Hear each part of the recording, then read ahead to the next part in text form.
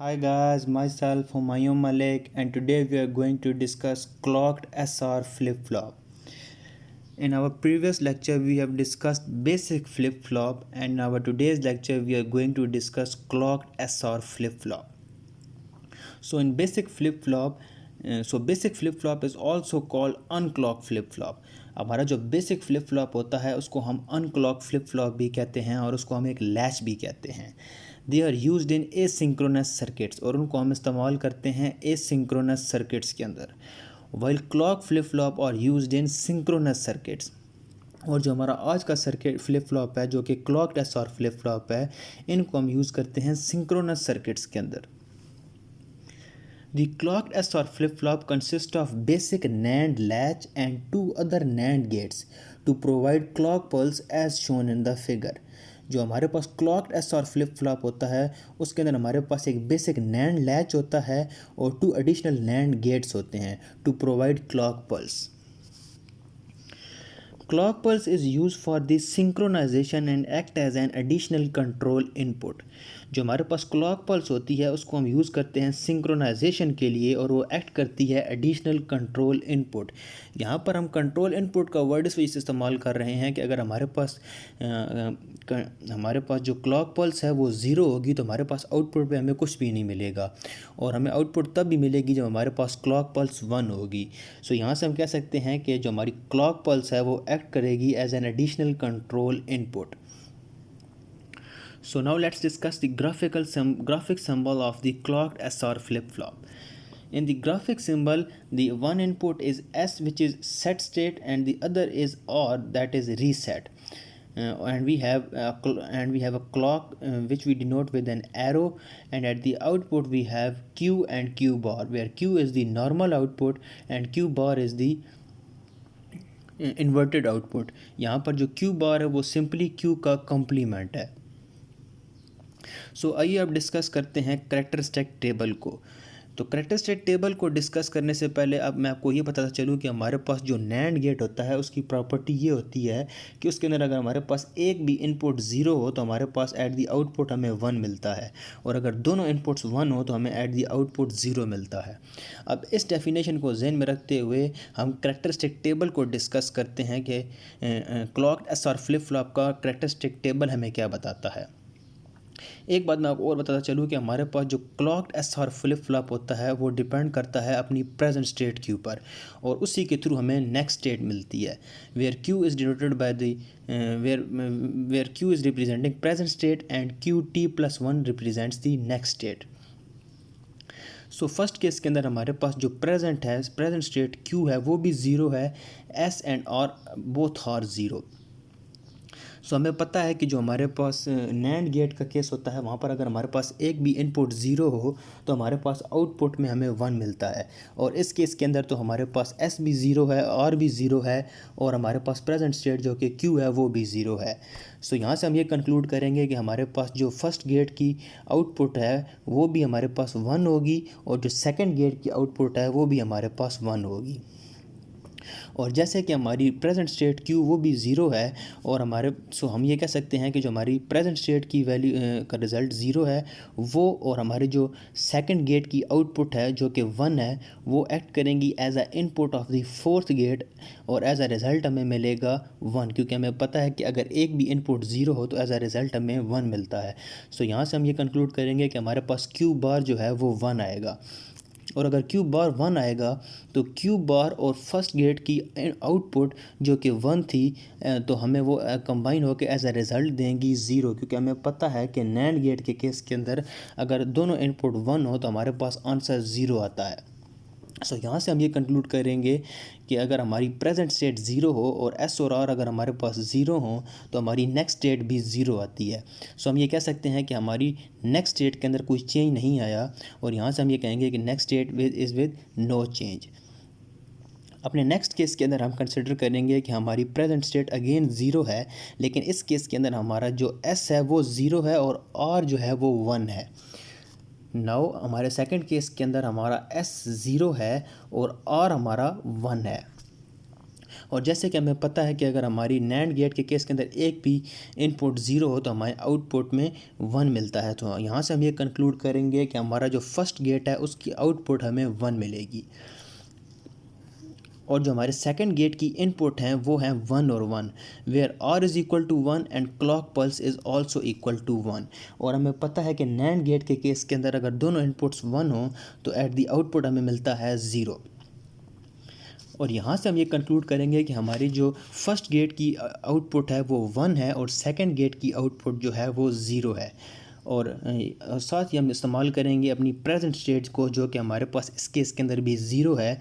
तो जो हमारे प्रेजेंट के स्टेट है वो भी 0, और जो हमारे सेकंड गेट की आउटपुट है वो एक्ट करेंगी as the input of the fourth gate, और एज अ रिज़ल्ट हमें मिलेगा 1, क्योंकि हमें पता है कि नैंड गेट के केस के अंदर अगर हमारी दोनों इनपुट्स 0 हों तो एज अ रिज़ल्ट हमें मिलता है 1। सो हम ये कह सकते हैं कि क्यू बार हमारा 1 के इक्वल आएगा। और अगर क्यू बार इक्वल टू 1 आएगा और हमारे फर्स्ट गेट की आउटपुट भी 1 के इक्वल है, सो ये हमें 1 और 1 एज अ रिज़ल्ट देंगे 0, क्योंकि हमें पता है कि नैंड गेट के अंदर अगर हमारी दोनों इनपुट्स 1 हों तो एज अ रिज़ल्ट हमें मिलता है 0। सो यहाँ से हम ये कंक्लूड करेंगे कि अगर हमारी प्रेजेंट स्टेट 0 है और हमारा एस और आर एस 0 है और आर इक्वल टू 1 है, तो हमारी नेक्स्ट स्टेट अगेन से हमें 0 मिलेगी। Okay, now let's discuss our next case, जिसके अंदर हमारी प्रेजेंट स्टेट अगेन 0 है, लेकिन इस केस के अंदर हमारी एस जो है वो 1 है और आर 0 है। So, इस केस के अंदर हमारे पास जो एस है वो 1 है और आर जो है वो हमारा 0 है। और जैसे कि हमें पता है कि अगर एक भी 0 होगी तो आउटपुट हमें डायरेक्ट 1 मिल जाएगी। और इस केस के अंदर हम ये कंक्लूड करेंगे कि जो हमारी सेकंड गेट की आउटपुट होगी वो हमें 1 मिलेगी, क्योंकि इस केस के अंदर हमारे पास r इक्वल टू 0 है। अगर r इक्वल टू 0 है और हमारे पास s इज़ इक्वल टू 1 है, तो s is equal to 1 with clock also 1 हमें फर्स्ट गेट की आउटपुट भी 0 मिलेगी, क्योंकि हमें पता है कि अगर नैंड गेट के अंदर दोनों इनपुट्स 1 हो तो एज अ रिज़ल्ट हमें 0 मिलता है। तो अभी तक हमने ये डिस्कस किया है कि हमारे फर्स्ट गेट की आउटपुट 0 आई है और सेकेंड गेट की आउटपुट 1 आई है, और हमारी प्रेजेंट स्टेट तो ऑलरेडी 0 थी ही थी। सो यहाँ से हम ये करेंगे कि हमारी जो प्रेजेंट स्टेट जो कि 0 है और हमारे सेकंड गेट की आउटपुट जो कि 1 है, वो एक्ट करेंगी input of the fourth gate. और हमें पता है कि अगर एक भी इनपुट 0 हो तो एज अ रिज़ल्ट हमें 1 मिलता है। सो यहाँ से हम ये कंक्लूड करेंगे कि हमारा जो क्यू बार है वो 1 के इक्वल होगा। अगर क्यू बार हमारे पास जो कि फोर्थ गेट की आउटपुट है वो 1 हो और हमारे पास जो फर्स्ट गेट की आउटपुट है वो भी 0 हो, तो एज अ रिज़ल्ट हमें 1 मिलेगा, क्योंकि अगेन हम प्रॉपर्टी यूज़ करेंगे कि अगर एक भी इनपुट 0 हो तो एज अ रिज़ल्ट हमें मिलेगा 1। सो यहाँ से हम ये कंक्लूड करेंगे कि हमारा जो इस केस के अंदर Q है वो 1 आ गया है, जो कि थर्ड गेट की आउटपुट है वो 1 आई है, और हमारे पास जो क्यू बार है वो 0 आ गया है। सॉरी, जो हमारे पास जो क्यू है वो 1 आ गई है। सो यहाँ से हम ये कंक्लूड करेंगे कि अगर हमारी जो प्रेजेंट स्टेट है वो 0 हो और s इज़ इक्वल टू 1 हो और r इज़ इक्वल टू 0 हो, तो हमारी जो नेक्स्ट स्टेट है वो आएगी इक्वल टू 1, जो कि हमारा थर्ड केस का रिज़ल्ट है।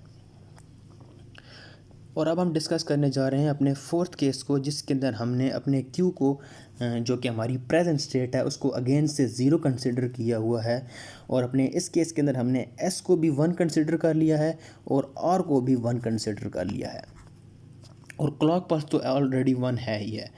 तो यहाँ से हम ये कंक्लूड करेंगे कि हमारे पास जो फर्स्ट गेट की आउटपुट होगी वो भी 0 होगी, और जो हमारे सेकंड गेट की आउटपुट होगी वो भी 0 होगी, क्योंकि हमें पता है कि 1 और 1 हमारे पास रिज़ल्ट में हमें 0 देते हैं, और प्रेजेंट स्टेट तो ऑलरेडी 0 है ही। तो हमारे पास जो प्रेजेंट स्टेट का रिज़ल्ट है वो और सेकंड गेट के आउटपुट जो है वो ऐड करेंगी as the input of the fourth gate, और एज अ रिज़ल्ट हमें मिलेगा 1, क्योंकि हमें पता है कि अगर हमारे पास दोनों इनपुट 0 हों तो हमारे पास आउटपुट में 1 मिलता है। सो हमारे पास क्यू बार जो है वो 1 आ जाएगा। और अगर क्यू बार 1 है तो हमारे पास जो अगर हमारे पास क्यू बार 1 है तो 1 और 0 एज अ रिज़ल्ट हमें दे देंगी 1। सो यहाँ से हम ये कंक्लूड करेंगे कि हमारे पास जो Q है वो इक्वल टू 1 आ गया है, लेकिन यहाँ से हम ये देख सकते हैं कि इस केस के अंदर हमारे पास Q और Q बार दोनों वन की इक्वल आ गए हैं, जो कि पॉसिबल नहीं है, क्योंकि हमें पता है कि जो क्यू बार होता है वो सिंपली कम्प्लीमेंट होता है क्यू का। तो अगर क्यू इज़ इक्वल टू 1 है तो हमारे पास Q bar is equal to must be equal to 0। और अगर हमारे पास जो क्यू है वो इक्वल टू 0 हो तो हमारे पास Q bar must be equal to 1, because they are Q bar is the complement of the Q. So ये केस हमारे पास पॉसिबल नहीं है। तो हम 4 केस के रिज़ल्ट में लिखेंगे कि ये हमारे पास इनवैलिड रिज़ल्ट है, और इसको हम डिनोट करेंगे डोंट केयर के साथ, जिसको हम क्रॉस के साथ डिनोट करते हैं। सो सिमिलरली आपने सिमिलर मेथड को फॉलो करना है, और हमारे पास जो नेक्स्ट रिजल्ट्स हैं, जो कि जिस केस के अंदर हमारे पास प्रेजेंट स्टेट 1 है, एस इज़ इक्वल टू 0 है, और इज़ इक्वल टू 0 है, तो वहाँ पर हमारे पास जो नेक्स्ट स्टेट होगी वो 1 की इक्वल होगी। और यहाँ पे हम कहेंगे कि हमारे पास प्रेजेंट और नेक्स्ट स्टेट के अंदर कोई चेंज नहीं है। और हमारे पास जो नेक्स्ट केस है उसके अंदर हमारे पास अगेन से प्रेजेंट स्टेट 1 है, एस इज़ इक्वल टू 0 है, एंड और इज़ इक्वल टू 1 है। सो हमारे पास जो नेक्स्ट स्टेट है वो हमें रिज़ल्ट देगी 0। अपने नेक्स्ट केस के अंदर हमारे पास प्रेजेंट स्टेट 1 है, एस इज़ इक्वल टू 1 है, एंड और इज़ इक्वल टू 0। सो इस केस के अंदर जो कि हमारी सेकंड लास्ट केस है, उस केस के अंदर हमारे पास जो नेक्स्ट स्टेट है उसका रिज़ल्ट हमारे पास 1 आएगा। And going to discuss final result which is जिसमें हमारे पास हमारे पास जो प्रेजेंट स्टेट है वो 1 है, और हमारे पास एस और आर भी दोनों 1 हैं। तो यहाँ से हम ये कंक्लूड करेंगे कि हमारे पास जो रिज़ल्ट आएगा वो अगेन से इनवैलिड रिज़ल्ट आएगा, और उसको हम दोबारा से डिनोट करेंगे डोंट केयर के साथ, जिसको हम रिप्रेजेंट करते हैं क्रॉस के साथ। सो ये था हमारा characteristic table. So after drawing characteristic table, we write the characteristic equation, and for that we draw K map.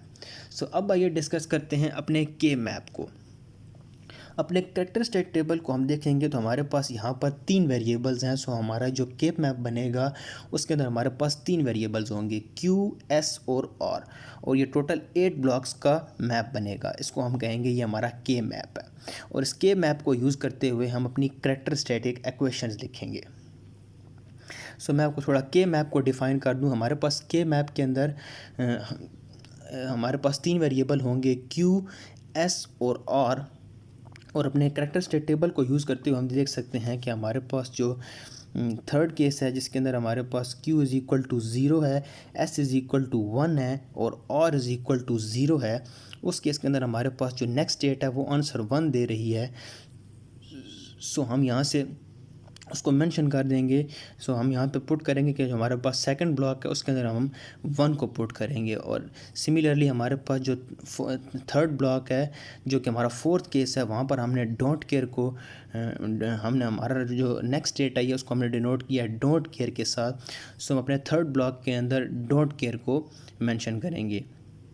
And similarly हमारे पास जो फोर्थ ब्लॉक है उसके अंदर हम देख सकते हैं कि हमारे कैरेक्टरिस्टिक टेबल के अंदर हमारा नेक्स्ट स्टेट का रिज़ल्ट 1 आया है। सो हमारा जो फोर्थ ब्लॉक होगा उसके अंदर हम 1 पुट करेंगे, और हमारा सिमिलरली 7 और 6 और 7 के अंदर हम 1 और डोंट केयर पुट करेंगे। अब यहाँ से हम करेंगे ग्रुपिंग के हमारे पास ग्रुप कितने बन रहे हैं। तो हम ये क्लियरली देख सकते हैं कि हमारे पास 2 ग्रुप्स बन रहे हैं। एक ग्रुप हमारे पास जो बन रहा है वो 2, 3, 7, 6 ब्लॉक्स का बन रहा है, जिनके अंदर 2 डोंट केयर हैं और 2 1 हैं, और एक हमारा सेट बन रहा है 4 और 6 ब्लॉक का, जिसके अंदर हमारे पास दोनों 1 हैं। इसको यूज़ करते हुए हम अपनी कैरेक्टरिस्टिक इक्वेशन लिखेंगे जो कि हमारे पास S प्लस क्यू आर है। सो ये था हमारा आज का लेक्चर जिसके अंदर हमने डिस्कस किया है क्लॉक्ड एस और फ्लिप फ्लॉप को। तो मिलते हैं अपने किसी नए लेक्चर के अंदर, तब तक के लिए शुक्रिया, खुदा हाफिज़।